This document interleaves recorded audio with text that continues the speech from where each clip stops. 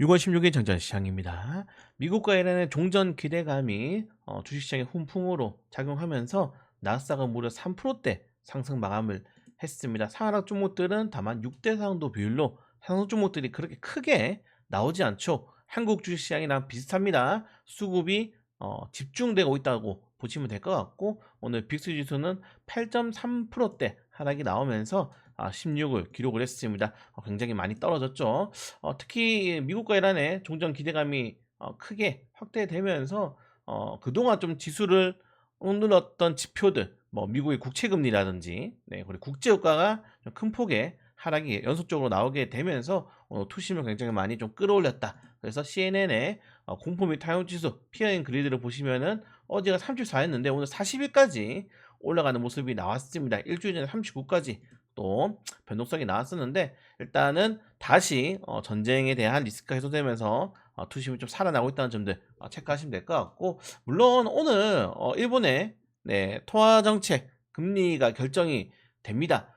투자자들이 많이 좀 걱정하는 게, 일본의 금리가 올라갈 때마다 이렇게 지수가 굉장히 많이 떨어졌어요. 네, 보시는 것처럼 3%대, 7%대, 뭐 20%씩 떨어진 적도 있고요. 그리고 지난 마지막 금리 인상에서 7% 정도의 하락이 나왔다가 반등이 나오긴 했지만, 일단 단기적으로 시장에서는 충격적으로 받아들일 수밖에 없다. 다만 이번 금리 같은 경우에는 꾸준히 예고를 했죠. 우리 금리 인상 할 거야, 금리 인상 할 거야, 예고를 한 다음에 했고, 지난 금리 인상 같은 경우에는 갑자기 정말 돌발적으로 금리 인상을 해버렸기 때문에 시장이 충격을 받았던 거다라고 좀 생각하시면은 될 것 같습니다. 오늘 S&P 500 종목 보시면은 어디가 딱 빨갛습니까? 네, 다 반도체 섹터예요. 반도체. 예, 오늘 반도체 섹터들의 강세가 나왔던 이유는 뭐 밑에 말씀드리겠지만은, 오늘 마이크론 테크놀로지에 대한 목표가가 연속적으로 상향이 되었습니다. 이제 더 이상 이 반도체 기업들의 산업을 우리가 사이클 산업으로 보지 않는다. 그래서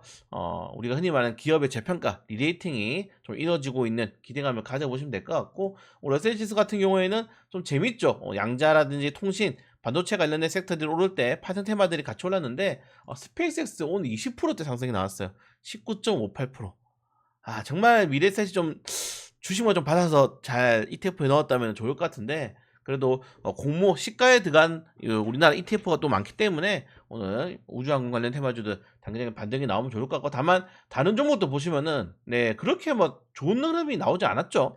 스페이스가 20% 올랐는데 따라가지 못합니다. 그래서 수급이 역시나 집중되고 있다고 다시 오늘 말씀을 드리고 싶습니다. 자, 코스피 야간 선물은 2.83%, MSATF는 7% 상승 마감에 성공을 했고요. 원달러 환율은 1,513원을 기록을 하고 있습니다.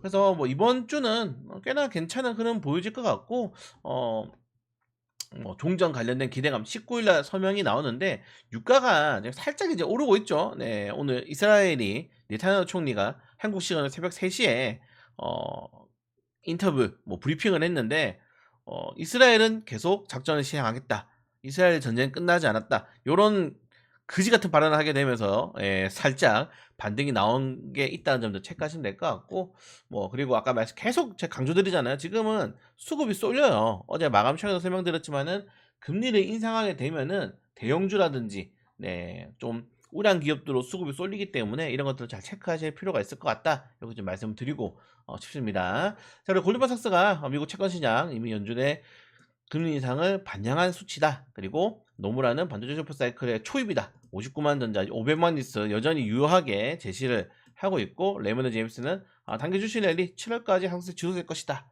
좋은 흐름을 이야기하고 있습니다. 다만 시티은행에서는 한국은행 금리가 연속적으로 인상하게 되면서 4%까지 갈 수 있을 것 같은데, 굉장히 많이 올리는 거죠. 진짜 연속적으로 올리는 겁니다, 여러분들. 그래서 기존의 점도표 같은 경우에는 3% 정도가 이제 정배죠. 2회 연속 2회 정도 올리겠다. 3% 이하에서 뭐 많으면은 3.25 3번인데, 4% 같은 경우에는 금리를 엄청나게 많이 올려야 돼요. 6번 이상 올리는 거기 때문에 0.25%씩, 만약에 이 시나리오는 좀 그렇게 시장에서는 좋지 않다고 말씀을 드리고 싶고, 그리고 오늘 마이크로 테크놀로지 목표가를 엄청나게 올렸습니다. 자, 기존의 목표 주가가 660달러, 520달러에서 1,500달러, 1,200달러 계속 올리고 있죠. 지금 월가에서 특히 월가는 굉장히 제조에서 굉장히 보수적이에요. 굉장히 보수적인데도 불구하고 최근에 반도체 관련된 기업들의 목표가를 정말 크게 올리고 있다는 점들 우리가 좀 본다면은 반도체 업종들에 대한 이 상승 랠리는 아직 시작도 하지 않지 않았을까? 좀 개인적으로 좀 그렇게 생각이 됩니다.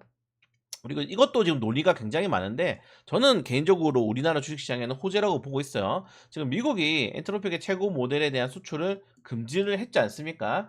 보시면은 이제 이거는 이제 왼쪽에 있는 거는 반도체 죄송합니다. 인공지능 특허 보유 국가들 순인데 중국이랑 미국 다음에 한국이에요. 우리나라가 인공지능 관련해서 특허 굉장히 많은데 오른쪽에는 전 세계에서 가장 똑똑한 이제 MLM 모델 우리가 흔히 말하는 이 GPT AI 모델인데 보시는 것처럼 한국 기업이 없어요. 한국 기업이 없어요. 한국 기업이.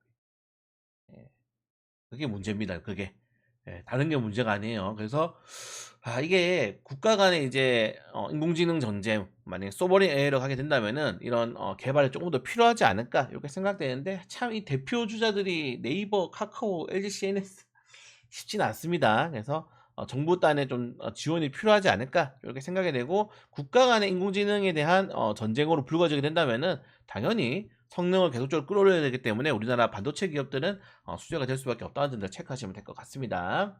영국이 시뮨 위반에 대해서 청소년들에 대해서 SNS를 또 전면적으로 금지를 하고 있다고 하네요. 네, 유럽의 규제가 확산되고 있기 때문에 이런 것도 체크하시면 될 것 같고 그리고 뭐 중국은 이번에 미국 AI 수출 통제 오픈소스 우리는 그냥 무료로 오픈할 테니까 우리 거 써. 이런 식으로 또 이야기를 하고 있는데 아시겠지만 중국 걸 쓰는 순간 여러분들의 개인정보는 여러분의 것이 아니게 되기 때문에 조심해서 쓰시길 바라겠습니다.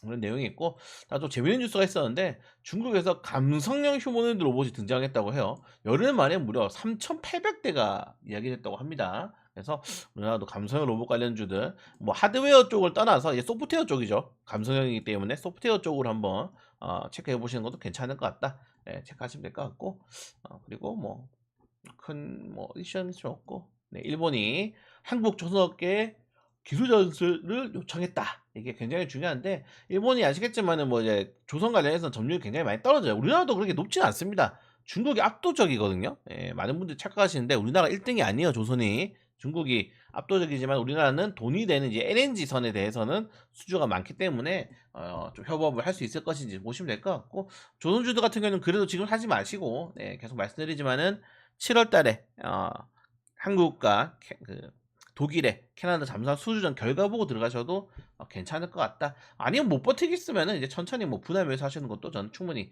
괜찮다고 생각합니다. 그 대신에 ETF로 사시면 좋겠죠.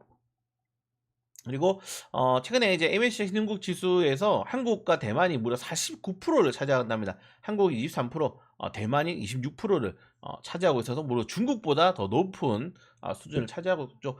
이 두 나라의 특징이 뭡니까? 반도체 섹터의 비중이 50%가 넘어요. 시가총액에. 그래서 반도체 업종들 위주로 강세가 좀 나오고 있다는 점들 체크하시면 될 것 같고 그리고 뭐 어제 뭐 노동 관련제 해가지고 이제 최저시급의 인상 요구가 되었는데 좀 말씀드렸죠. M2 통화량이 너무 많기 때문에 돈의 가치가 떨어져가지고 올릴 수밖에 없긴 할 것 같긴 한데 보통 이제 뭐 이렇게 한 번에 올라가진 않겠죠. 네, 보통 이제 딜을 할 때는 먼저 과감하게 지른 다음에 협상하는 거기 때문에 올라도 뭐 이렇게까지 오르지 않을 것 같다. 이렇게 좀 체크하시면 될 것 같습니다. 너무 많이 올랐어요. 예. 참 아무튼 그리고 뭐 증권가에 뭐 외국인 투자들 제가 계속 말씀드렸잖아요. 100조 더 파야 돼, 100조. 왜냐면은 보이시나요, 여러분들? 외인 외인들의 지분이 안 떨어져요. 지수가 계속 오르다 보니까 외인들 지분이 안 떨어집니다. 여기 외국인 시가총액인데 그래서 당분간 외인들의 매도세는 계속 나올 수밖에 없다는 점들 체크하시면 될 것 같고 자 모건스탠리가 HDD 가격은 명확하고 의미있게 강세가 나올 수 있다. 그래서 하드디스크죠. 그래서 시게이트, 웨이선 디지트 목표가를 또 상향을 했습니다. 뭐 반도체 관련된 종목들은 목표가 계속 올라가고 있어요. 네. 그리고 자 구글이 엘리바바 데이터 센터에 대한 투자를 발표했고, 네. 그리고 엔비디아가 30조 규모의 채권 발행에 무려 투자 수요가 128조가 몰렸다고 합니다. 정말 미쳤죠. 자, 엔비디아가 그리고 이번에 발행하는 채권은 돈이 부족해서가 아니고 지금 약간 금리 인상하기 전에 저리로 현금을 더 확보하는 전략적인 투자기 때문에 올해 시장에서는 빠지지 않고 올라가는 모습 나왔다. 구글도 사실 마찬가지죠. 최근에. 네. 그래서 그런 것들 을 본다면은 반도체에 대한 투자는 장기적으로 될 가능성이 굉장히 높다고 보시면 될 것 같고, 자, 개별적인 종목들 하나씩 보시면 될 것 같습니다. 자, 그리고 뭐 JTBC 아시겠지만 지금 중앙그룹이 굉장히 좀 쉽지가 않죠. 이번에 JTBC가 중계권료 잘못 싸우는, 월드컵 중계권료 잘못 싸우는 바람에 아주 그냥 거덜이 나고 있는데, 네, 그래서 아마 기업들 뭐 매각도 고려를 하고 있다라고 얘기가 나오고 있긴 한데, 일단은 어떻게 될지 모르겠지만은 역시 이런 주식들은 안 사는 게 좋다, 자, 말씀을 드리고 싶고요. 자, 오늘 아까 말씀드린 것처럼 금융정책의 12시가 좀 가장 중요하지 않을까 이렇게 좀 생각이 됩니다. 그리고 삼성전자의 상반기 글로벌 전략 회의가 개최된다는 점들까지 보시면서 오늘까지 괜찮을 것 같아요. 다만 시장의 변동성 약간 유의를 하셔야 될 필요가 있을 것 같다 라고 말씀드리면서 오늘 또 뭐 기분 좋게 시장 보시면 될 것 같습니다.